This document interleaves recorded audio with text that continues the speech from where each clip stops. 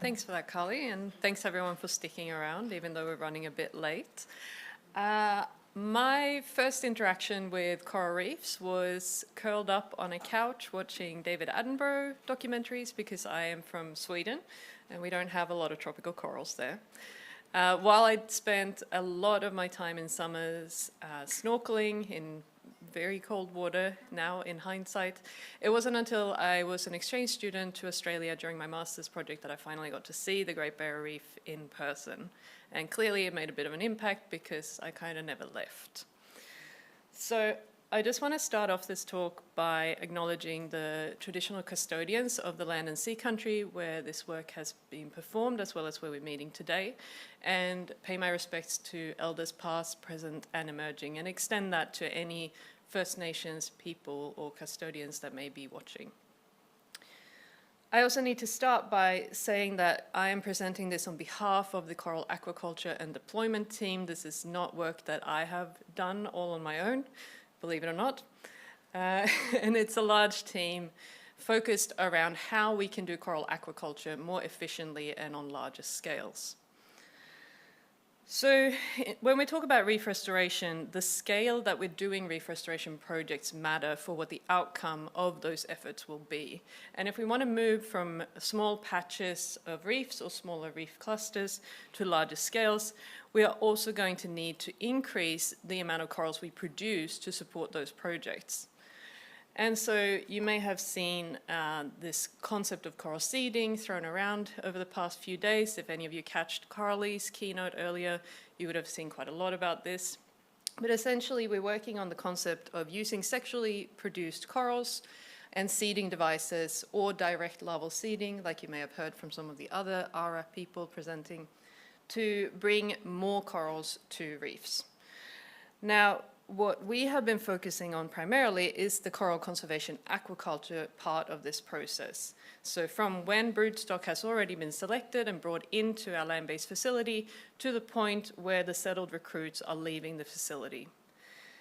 Obviously, there's a lot of places where other interventions can be applied along this pathway or workflow process, but today I'm going to be focusing on the processes and systems themselves that we use to produce those corals.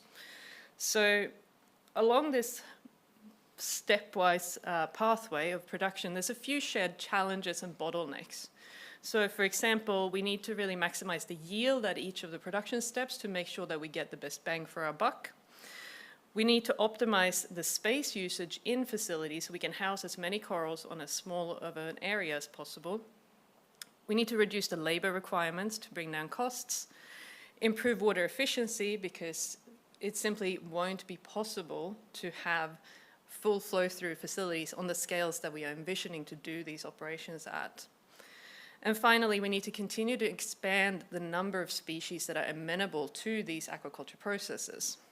So I'm going to be stepping you through these different parts of the process and talking about what the Coral Aquaculture and Deployment Subprogram has been doing, in particular around automation of land-based coral spawning and fertilization processes, upscaling and investigating high-density larval culture and automated monitoring, how we can effectively settle larvae across different larval taxa, inoculation techniques for beneficial algal symbionts and other microbes, as well as finally, because we don't have enough boats to put out millions of corals in the 2 weeks following settlement, how can we best rear these coral recruits in aquaculture facility until such a time that logistics can catch up?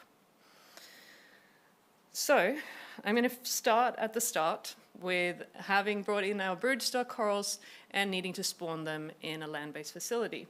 And we've been working on the back of about 30 years of coral spawning experience within the Australian Institute of Marine Science and how we can automate some of the processes around this. So what we've come up with is what we're calling the autospawner system, which is a computer-steered system for broodstock holding, gamete collection, fertilization, and wash down of fertilized eggs. And this is driven primarily by turbidity sensors on the outflows from our fertilization tank, which is a smaller tank that you can see on the side. So the buoyant egg bundles are collected from the broodstock holding tank automatically, We put them through a dilution process to reach that 1 million sperm per mil in the fertilization tank, which is based on the turbidity. And then once we are confident that enough of the eggs have been fertilized, we'll automatically wash down and get rid of any excess sperm. Now, if we were to look at this in more of a schematic way, what you can see in the top row is the more traditional manual workflow that we've been using, and at least at Ames over the past 10 to 20 years, with individual boxes indicating a physical movement of either broodstock or the coral spawn itself. And the timings here are based off of the validation work that we did in 2022 around this system. So what you can see is that by using the autospawner, we actually minimize the handling of both the broodstock and the spawn quite significantly.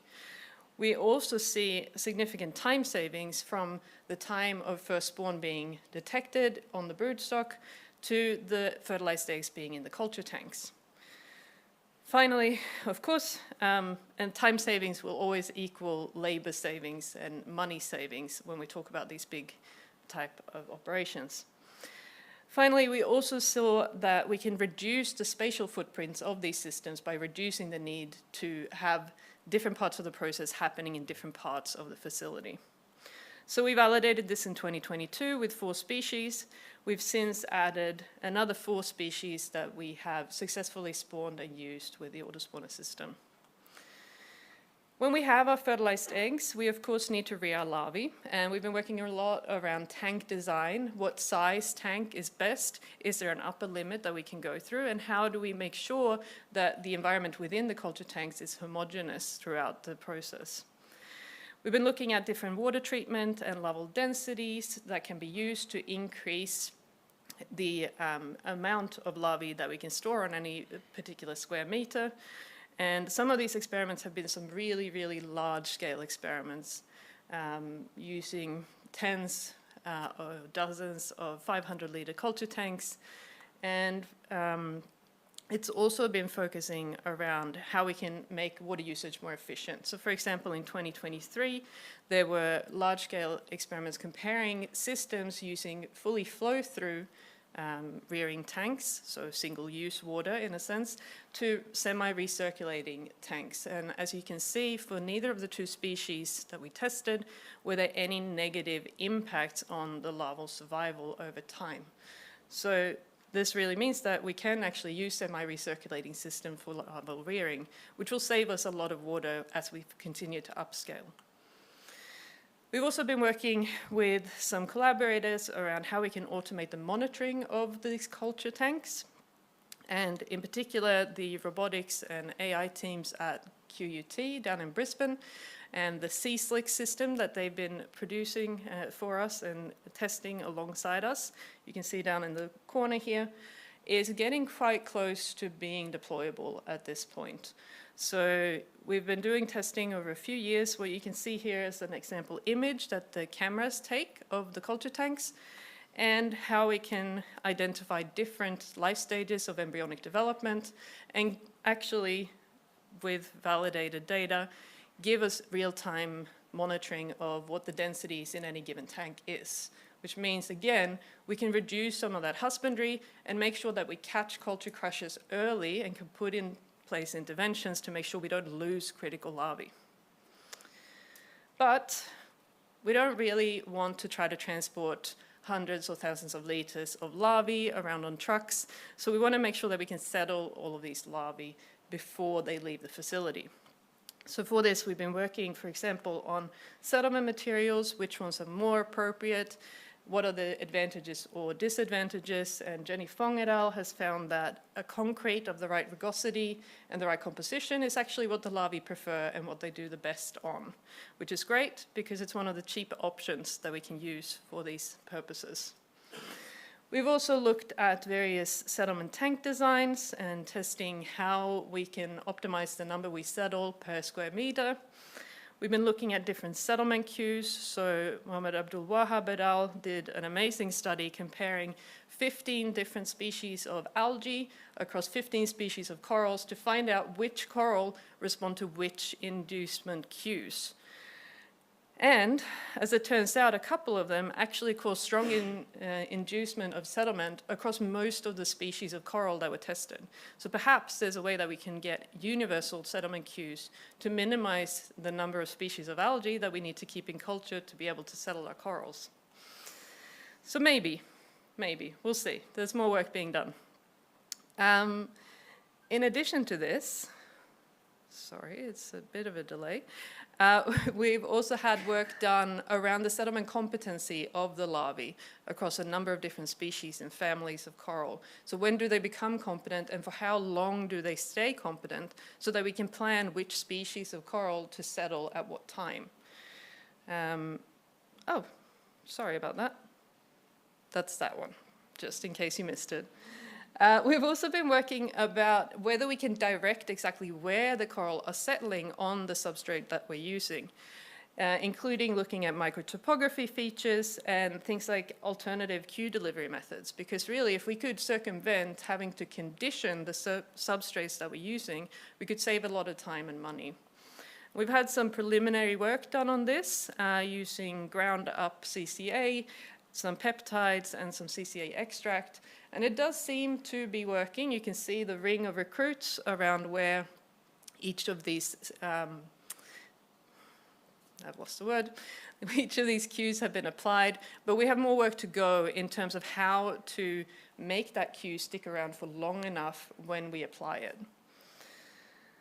So we've also been looking at things like how to inoculate with beneficial microbial organisms, including symbiotic algae, when to do those inoculations, at what densities to apply those symbionts. And again, this is another point in the process where we could apply things like what Madeline is going to be talking about next to these workflows to increase thermal tolerance.